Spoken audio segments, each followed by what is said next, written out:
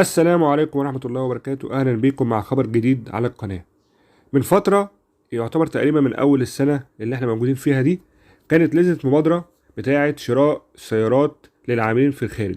المبادرة اللي احنا عملنا لكم عليها فيديو هتلاقوه في صندوق الوصف، هيبين لكم شروط المبادرة دي ايه كلها. طب احنا عاملين لكم النهارده الفيديو ليه؟ لأن المبادرة دي في أخبار إنها إن شاء الله هترجع تاني في مثلا ماكسيموم كده 15 يوم 20 يوم بالكتير قوي في الأيام الجاية دي. المبادرة دي يا جماعة كويسة جدا وحلوة جدا. المبادرة دي عملت ارقام او في ناس كتير جدا استفادوا بيها. سمعنا ان في ارقام قربت مثلا من مليار دولار، ناس حجزوا فعلا او جابوا عربيات من بره بمليار دولار.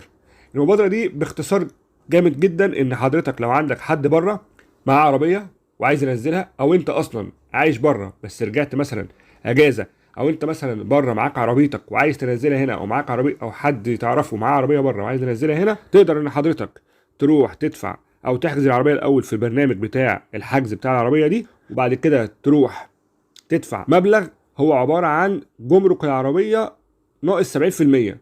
يعني 70% من ثمن جمرك العربيه هيتشال من الايه، من المبلغ اللي انت هتدفعه. يعني النهارده مثلا جمرك العربيه 100,000، لا هتدفع 30,000 بس. دي يعتبر وديعه بالدولار. يعني حضرتك النهارده مثلا الجمرك بتاع العربيه دي 30,000 دولار، هتدفع مثلا اقل من 10,000 دولار تدفعهم كوديعه. بعد 5 سنين تسترد الوديعه دي من الحكومه تاني، بس تستردها بسعر صرف المصري ساعتها مش بالدولار. طيب القصه دي كلها عباره عن ايه؟ والقصه دي يعني مثلا مميزاتها ايه؟ النهارده حضرتك بتشوف اسعار العربيات هنا في مصر بتتوهم، سواء زيرو او مستعمل. سيبك من الزيرو، حضرتك مثلا عايز تشتري عربيه مستعمله، احب اقول لك ان العربيه النهارده اللي نازله مصر ب 2024 زيرو ممكن تلاقيها بره هي دي الموديل بتاع 2021 او 2020. هديك مثال بسيط، عربيه نيسان صني حاليا بتتجمع اصلا في مصر، عربيه يابانيه بتتجمع في مصر. العربيه دي شكلها حاليا اللي موجود في مصر ده هو نفس الشكل، ومواصفاتها هو نفس الشكل بتاع 2021 اللي برضو موجود في مصر. يعني العربيه ما زادتش حاجه من ساعتها غير بس حبه رتوش بسيطه، حبه حاجات بسيطه، بس نفس الشكل ونفس المميزات من جوه ونفس كل حاجه. فحضرتك النهارده لما بتشتريها حاليا هي بالظبط، الفرق بينها بس وبين الموديل القديم انها جديده زيرو. فالمبادره دي تقدر ان انت تشتري عربيه من اول 3 سنين فاتوا، عربيه مستعمله من 3 سنين فاتوا، من 2000 مثلا 21 2022 2023، وممكن كمان من 2020 تقدر تنزلها مصر بمبلغ اقل بكتير جدا. طب حاجه تانية، مواصفات العربيه دي هتبقى بره غير جوه. النهارده حضرتك بتشوف عربيه مثلا في مصر، عربيات الهيونداي الانترا، وعربيات مثلا هيونداي، مثلا في عربيات كتير قوي موجوده في بمواصفات بره مصر مش موجوده جوه مصر. ممكن تنزل لك مثلا نيسان قشقاي دي بره مصر بتلاقيها الباور هورس بتاعها اعلى من جوه مصر. معرفش بقى الباور هورس ده بيقع في الطريق ولا ايه، ما تعرفش. وعربيات كتير جدا بالطريقه دي. فحضرتك لما تيجي تجيبها من بره اكيد مش هتجيبها بنفس المواصفه اللي موجوده في مصر، بس برضه لازم تاخد بالك ان انت ساعتها ما ينفعش تجيبها بمواصفه مش موجوده في مصر غير لما تسال الوكيل الاول هل المواصفه دي هتمشي في مصر ولا لا. يعني ما ينفعش ان انت النهارده تجيبها مثلا موتور هايبرد مثلا وتلاقيها بره مصر مثلا، جوه مصر مش موجود الموتور ده، فلما تيجي تعمل لها صيانه مش هتلاقي صيانه ليها. لا لازم برضو تركز هل مثلا ليها صيانه جوه او ليها قطع غير جوه. ليها، طب خلاص هشتريها. العربيات الكهرباء، العربيات الكهرباء حاليا هي مستقبل الحياه، مستقبل العربيات اصلا حاليا في العالم كله في العربيات الكهرباء. العربيات الكهرباء النهارده مثلا ممكن تلاقيها سعرها بره بمليون ونص دولار، تيجي مصر تنزل مصر تلاقي اللي جايبها من بره عارضها هنا في مصر ب 3 مليون دولار وازيد كمان. فالنهارده المبادره هتنفعك في فرق السعر، هتنفعك ان انت تقدر تنزل عربيه هنا مصر بسعر اقل، سواء عربيه عاديه او عربيه كهرباء. طيب احنا برضو ممكن نقول مثلا يعني ايه بقى اللي ممكن يبقى عيوب، او ايه اللي ممكن يعني يتقال في المبادره دي. ما هي المبادره دي برضو مش ورديه قوي للدرجه، لا. وعلى فكره انتوا برضو مش هتسمعوا الكلام ده حتت كتير، في ناس كتير قوي هتطلع لك الدنيا انها وردي، الدنيا يعني صافيه. لا، اقول لك على حاجه. اول حاجه الانظمه بقى بتاعت او اللي معنى اصح الخطوات اللي انت هتعملها من ساعه ما تبدا تحجز في البرنامج لحد ما تبدا تاخد العربيه في ايدك. طبعا دي مش اي يعني خطوات، اكيد في خطوات كتير هتعملها. طبعا احنا قايلين على الكلام ده في الفيديو الاولاني. وفي نفس الوقت برضو بعد كده الشروط. النهارده انت مثلا نزلت عربيه من بره صعب تنزل عربيه تانية، النهارده مثلا في شروط كتير.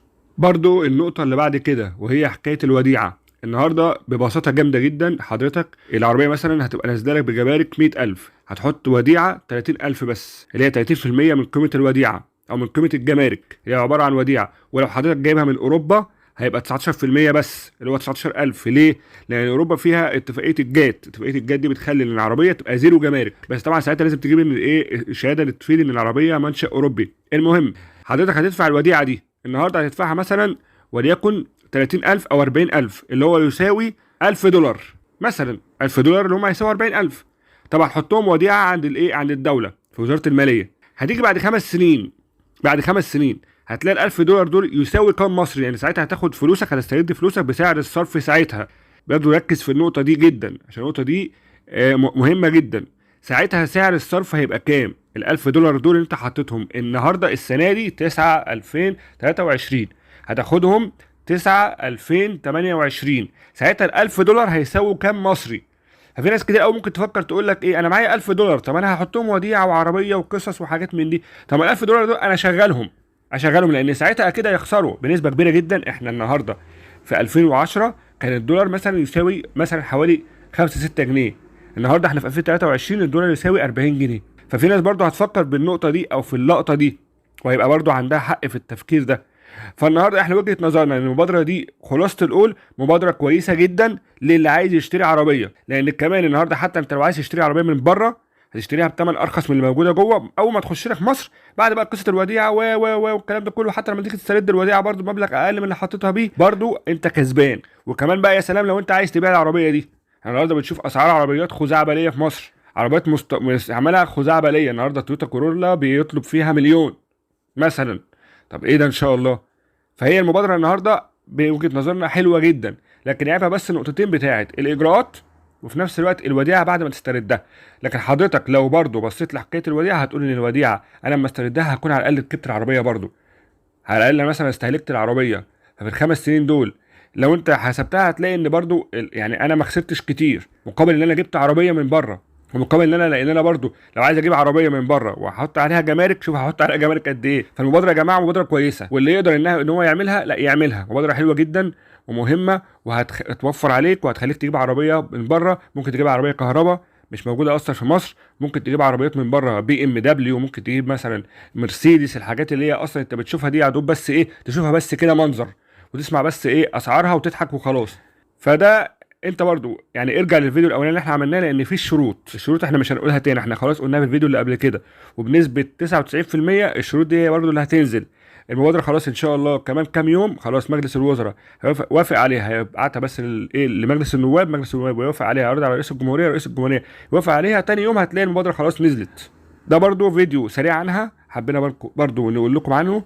وفي اخر الفيديو لو عجبك بقى دوس لايك وشير وسبسكرايب، وان شاء الله اقابلكم مع فيديو تاني، والسلام عليكم ورحمه الله وبركاته.